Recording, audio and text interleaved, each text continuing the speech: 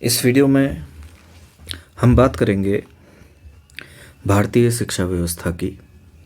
और सबसे पहला जो मैं इसमें बताने जा रहा हूँ वो है राधा कृष्णन आयोग।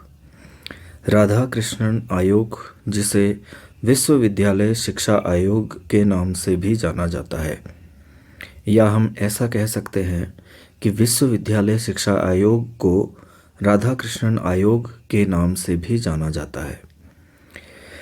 विश्वविद्यालय शिक्षा आयोग, यूनिवर्सिटी एजुकेशन कमीशन या फिर राधा कृष्णन कमीशन 1948 से 1949 तक होता है।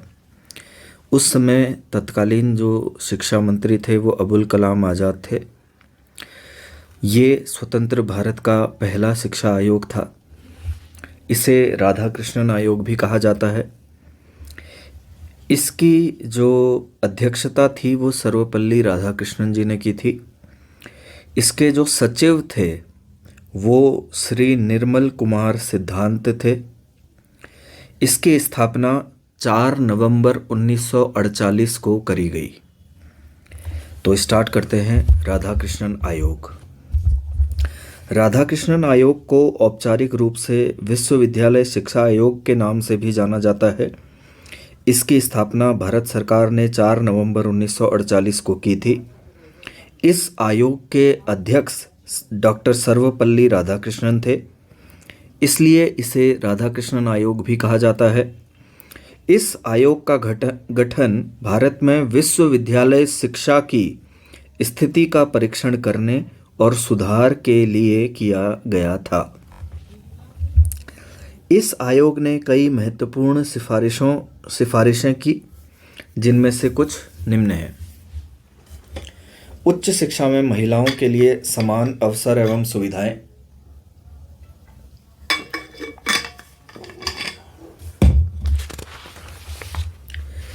विश्वविद्यालय शिक्षकों के वेतनमान में सुधार, ग्रामीण विश्वविद्यालयों की स्थापना, शिक्षा का माध्यम क्षेत्रीय भाषाएं रखना, परीक्षा प्रणाली में सुधार, स्नातक पाठ्यक्रम की अवधि 3 वर्ष करना।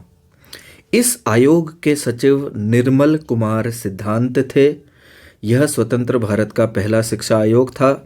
इस आयोग ने 25 अगस्त 1949 को अपनी रिपोर्ट भारत सरकार को सौंप दी। इस आयोग में सदस्यों की संख्या 10 थी। आयोग का मुख्य उद्देश्य उच्च शिक्षा संबंधित समस्याओं का पता लगाना था। आयोग के अनुसार शिक्षकों को 4 श्रेणियों में विभाजित किया गया: प्रोफेसर, पाठक, व्याख्याता और प्रशिक्षक। राधाकृष्णन आयोग ने यूजीसी की स्थापना की सिफारिश की। इन सिफारिशों के आधार पर 1953 में यूजीसी की स्थापना हुई और 1956 में इसे संवैधानिक मान्यता दी गई। आयोग ने ग्रामीण क्षेत्रों में ग्रामीण विश्वविद्यालय की स्थापना का सुझाव दिया। राधाकृष्णन आयोग की सिफारिश पर 1948 में एनसीसी एवं 1969 में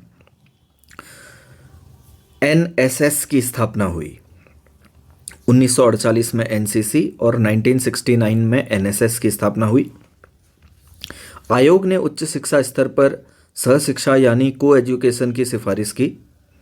प्राथमिक, माध्यमिक एवं उच्च स्तर पर धार्मिक शिक्षा को अनिवार्य किए जाने की सिफारिश राधाकृष्णन आयोग ने की। भारत में 42वें संविधान संशोधन द्वारा 1976 में शिक्षा को समवर्ती सूची में लाया गया। एक बार फिर से मैं इसे बताता हूँ। भारत में 42वें संविधान संशोधन द्वारा 1976 में शिक्षा को समवर्ती सूची में लाया गया। राष्ट्रीय शिक्षा आयोग ने उच्च शिक्षा के विस्तार पर रोक एवं उन्नयन पर बल दिया। राष्ट्रीय शिक्षा आयोग ने उच्च शिक्षा के विस्तार पर रोक एवं उन्नयन पर बल दिया। अब हम बात करेंगे राधाकृष्णन कमीशन की विशेषताओं की। विश्वविद्यालयों और उनसे संबद्ध महाविद्यालयों पर अंकुश। इस आयोग ने विश्वविद्यालय और उनसे संबद्ध महाविद्यालयों के कार्य दिवस, परीक्षा दिवसों के अतिरिक्त 180 दिन के कार्य दिवस निश्चित किए। उनमें प्रवेश के लिए शैक्षिक योग्यता इंटरमीडिएट पास और आयु कम से कम 18 वर्ष से निश्चित की। साथ ही किसी संबद्ध महाविद्यालय में अधिक से अधिक 300 छात्र संख्या निश्चित की। 3 वर्षीय स्नातक पाठ्यक्रम और सामान्य शिक्षा अनिवार्य। यूँ तो स्नातक पाठ्यक्रम का 3 वर्षीय करने का सुझाव पूर्व के विश्वविद्यालय आयोगों ने भी दिया था, परंतु इसमें सामान्य शिक्षा को अनिवार्य करने का सुझाव सर्वप्रथम इसी आयोग ने दिया। इसे लागू करने से 2 लाभ होते। पहला यह कि समाज में बहुज्ञानी व्यक्तियों का निर्माण होता और दूसरा यह कि सभी प्रकार के शिक्षा में समन्वय होता। पर हुआ यह है कि अधिकतर विश्वविद्यालय ने इसे अपने अपने रूप में लागू किया। विश्वविद्यालय शिक्षा को समवर्ती सूची में रखना। आयोग ने विश्वविद्यालय शिक्षा को समवर्ती सूची में रखने का सुझाव दिया एवं विश्वविद्यालय शिक्षा की व्यवस्था करना केंद्र और प्रांतीय सरकारों को संयुक्त उत्तरदायित्व बनाने का सुझाव दिया। सरकार ने आयोग के इस प्रस्ताव को 1976 में स्वीकार किया। विश्वविद्यालय अनुदान आयोग का गठन। आयोग ने विश्वविद्यालय शिक्षा के स्तर को बनाए रखने और विश्वविद्यालयों एवं उससे संबद्ध महाविद्यालयों को आवश्यकता अनुसार अनुदान देने के लिए विश्वविद्यालय अनुदान आयोग के गठन की सिफारिश की, जिसे 1956 में एक कानून द्वारा एक स्वतंत्र संस्था का दर्जा दिया। यह संस्था उच्च शिक्षा संस्थानों के उन्नयन, उच्च शिक्षा के पाठ्यक्रम के उन्नयन और शोध को बढ़ावा देने में बड़ी सफल रही है। शिक्षण स्तर में सुधार। इस आयोग ने विश्वविद्यालयों और संबद्ध महाविद्यालयों की दशा सुधारने का सुझाव दिया। उनमें योग्य प्राध्यापकों की नियुक्ति का सुझाव दिया, योग्य छात्रों को प्रवेश देने का सुझाव दिया, कार्य दिवस बढ़ाने का सुझाव दिया, ट्यूटोरियल सिस्टम लागू करने का सुझाव दिया और विचार गोष्ठियों के आयोजन का सुझाव दिया। शिक्षकों के वेतनमान एवं सेवा शर्तों में सुधार। आयोग ने उच्च शिक्षा शिक्षकों के वेतनमान बढ़ाने और उनकी सेवा शर्तों में सुधार किए जाने के सुझाव दिए। इससे योग्य व्यक्ति इस पेशे के लिए आकर्षित हुए। पदोन्नति के लिए योग्यता एवं शोध कार्य को महत्व। अब तक विश्वविद्यालयों में शिक्षकों की पदोन्नति केवल वरिष्ठता के आधार पर होती थी। आयोग ने इसे वरिष्ठता के साथ साथ योग्यता और शोध कार्य के आधार पर देने की सिफारिश की। विद्यार्थियों के लिए कल्याण योजनाएं। इस आयोग ने विश्वविद्यालय और संबद्ध महाविद्यालयों में अनेक छात्र कल्याणकारी योजनाएं जैसे छात्रों के कल्याण हेतु छात्र कल्याण बोर्ड का गठन, खेलकूद एवं शारीरिक शिक्षा के लिए उचित व्यवस्था के लिए शारीरिक शिक्षा निदेशकों की नियुक्ति, छात्रों के लिए उचित मूल्य पर मध्याह्न भोजन की व्यवस्था और उनके आवास के लिए छात्रावासों की व्यवस्था आदि का सुझाव दिया।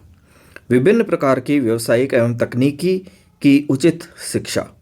इस आयोग ने विभिन्न प्रकार की औद्योगिक एवं तकनीकी शिक्षा, कृषि, वाणिज्य, इंजीनियरिंग, चिकित्सा, विधि और शिक्षक प्रशिक्षण के सुधार के लिए उपयुक्त सुझाव दिए।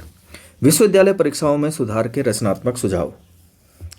इस आयोग ने विश्वविद्यालय निबंधात्मक परीक्षाओं में सुधार का सुझाव 1949 में दिया था। साथ ही वस्तुनिष्ठ परीक्षा शुरू करने का सुझाव दिया।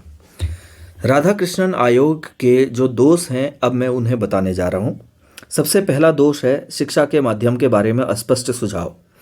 आयोग ने एक ओर यह स्वीकार किया कि भारत में उच्च शिक्षा का माध्यम स्वीकृत क्षेत्रीय भाषाएं होनी चाहिए, दूसरी ओर यह सुझाव दिया कि जब तक क्षेत्रीय भाषाओं को इस योग्य नहीं बनाया जाता तब तक अंग्रेजी को ही शिक्षा का माध्यम बनाए रखा जाए, और तीसरी ओर यह सुझाव दिया कि किसी भी क्षेत्र में राष्ट्रीय भाषा हिंदी के माध्यम से शिक्षा की सुविधा की छूट दी जाए। दूसरा जो दोष है वो बताने जा रहा हूँ, शिक्षकों के वेतनमान में भेदभाव। आयोग का यह सुझाव तर्कहीन था कि विश्वविद्यालयों में 5 श्रेणियों research fellow, instructor, lecturer, reader और प्रोफेसर के शिक्षक हों और संबद्ध महाविद्यालयों में केवल एक श्रेणी लेक्चरर के शिक्षक हों। संबद्ध महाविद्यालयों के लेक्चरों का वेतनमान विश्वविद्यालय लेक्चररों से कम निश्चित करना तो समान कार्य के लिए समान वेतन के सिद्धांत के एकदम विरुद्ध था। उच्च शिक्षा के उद्देश्यों की व्यापकता। अगला दोष बताने जा रहा हूं जो कि है उच्च शिक्षा के उद्देश्यों की व्यापकता। आयोग ने उच्च शिक्षा द्वारा व्यक्ति के शारीरिक, मानसिक, सामाजिक, सांस्कृतिक, चारित्रिक, राजनीतिक, आर्थिक और आध्यात्मिक सभी प्रकार के विकास की बात कही है। वास्तव में ये तो किसी भी समाज की सामान्य, अनिवार्य एवं निःशुल्क शिक्षा के उद्देश्य होते हैं। इनकी प्राप्ति के लिए तो प्रारंभ से ही प्रयत्न किया जाता है। उच्च शिक्षा के उद्देश्य तो सीमित एवं विशिष्ट होने चाहिए। धार्मिक शिक्षा अनिवार्य। धार्मिक और नैतिक शिक्षा की व्यवस्था होनी चाहिए, पर बड़ी सावधानी के साथ। परंतु स्नातक स्तर पर इसकी शिक्षा की व्यवस्था का कोई औचित्य नहीं है। ये एक दोष है। धार्मिक शिक्षा अनिवार्य होना ये एक दोष है। अगला और अंतिम दोष है राधाकृष्णन आयोग का, ग्रामीण विश्वविद्यालयों का सुझाव अव्यवहारिक।